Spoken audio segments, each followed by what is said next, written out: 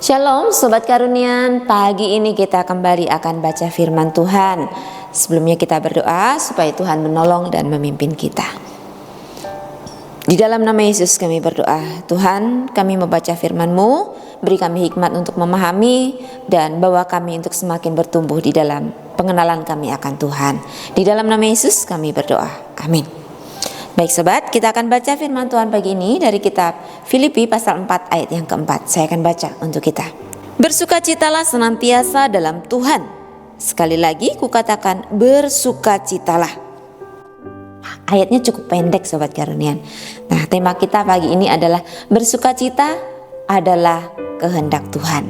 Wah ya, bersukacita senantiasa adalah kehendak Tuhan. Maka bukan hanya saat diberkati kita bersukacita, tetapi saat mungkin kita merasa sesuatu tidak mudah, kita harus tetap bisa bersukacita. Ya, firman Tuhan menegaskan, bersukacitalah, sekali lagi katakan, tetap bersukacitalah. Ya, artinya apapun keadaan kita harus tetap bersukacita. Pertanyaannya, mungkinkah? Ya, mungkin.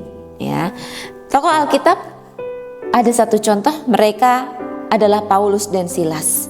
Paulus dan Silas karena memberitakan Injil, mereka pernah dimasukkan ke dalam penjara. Ya, penjara zaman dulu itu sangat-sangat tidak enak ya, karena kedua tangannya itu harus seperti dipasung, tidak bisa bergerak gitu ya. Bahkan kakinya juga gitu ya. Namun apa yang mereka lakukan? Mereka tidak berkeluh kesah, bahkan marah-marah sama Tuhan atau protes sama Tuhan, enggak. Tapi yang mereka lakukan justru mereka memuji Tuhan. Mereka berdoa kepada Tuhan.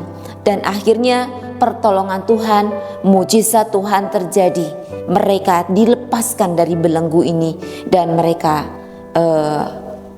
terbebas dari penjara itu, gitu ya. Nah, sobat karunian yang terkasih, saat ini adakah hal yang membuat kamu tertekan atau membuat kamu menjadi susah untuk bersukacita? Ya, mari sama-sama belajar pagi ini dari tokoh ini, ya, Paulus dan Silas ketika menghadapi situasi yang tidak menyenangkan. Ya, apapun keadaan kita pagi ini, bahkan yang masa-masa yang akan datang, tetaplah percaya kepada Tuhan, tetaplah berdoa kepada Tuhan, tetaplah memuji Tuhan. Sama seperti Ayub ketika menerima ujian, dia tetap berkata, terpujilah Tuhan. Ini adalah satu respon yang positif yang disukai oleh Tuhan. Dari situlah akan mengalir sebuah sukacita di dalam hati yang akan membawa kekuatan di dalam kehidupan kita. Jadi pagi ini tetaplah bersukacita, karena itu adalah kehendak Tuhan. Kita berdoa. Terima kasih Tuhan Yesus untuk sukacita yang Tuhan beri bagi kami, sehingga kami mampu menjalani hari-hari kami.